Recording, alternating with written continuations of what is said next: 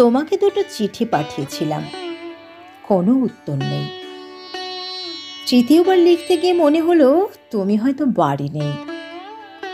আসলে উপেক্ষাগুলো যখন ভীষণভাবে নাড়া দেয় আর মন খারাপদের সাথে কথা বলে ক্লান্তি লাগে, তখন তো কিছু একটা করতেই হয়।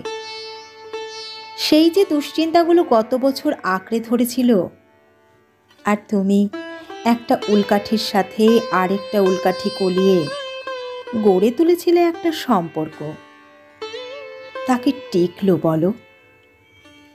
আসলে কি জানো, উলের বাঁধনটাই ঢিলে ছিল।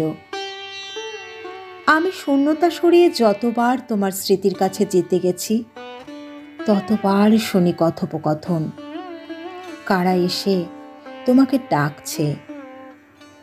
তুমি ভালো আছো? আমি একই রকম। একদিন এসো, তোমার উপেক্ষাগুলো নিয়ে যেও।